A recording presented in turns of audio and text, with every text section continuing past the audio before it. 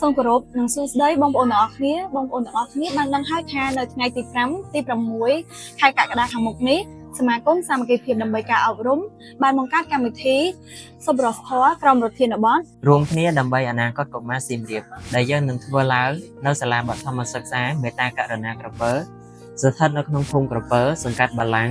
ក្រុងរន្តឯកតេជោសែនជ័យខេត្តសៀមរាបគោលបំណងនៅក្នុងកម្មវិធីនេះរួមមានលើកកម្ពស់វិស័យអប់រំនៅក្នុងប្រទេសកម្ពុជាអប់រំសិលធម៌គុណធម៌និងចែកសម្ភារៈសិក្សាដល់សិស្សានុសិស្សនៅក្នុងសហគមន៍ផ្សព្វផ្សាយគុណតម្លៃព្រះពុទ្ធសាសនាផ្សារជាប់នឹងសង្គម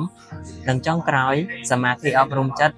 យល់ដឹងអំពីគុណនិងទោសដូច្នោះបងប្អូនទាំងអស់គ្នាក៏អាចចូលរួមឧបត្ថម្ភជាសម្ភារៈសិក្សាសម្ភារៈអំណាននិងសម្ភារៈផ្សេងៗទៀតទៅតាមលទ្ធភាពរបស់បងប្អូនទាំងអស់គ្នាតាមរយៈការចូលរួមរបស់បងប្អូនគឺជាកិច្ចដំណើរការអភិវឌ្ឍការសិក្សាការបណ្ដុះបណ្ដាលកាយសម្បទាសតិបញ្ញា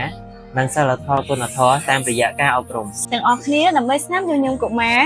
សូមអរព្រះគុណនិងសូមអរគុណ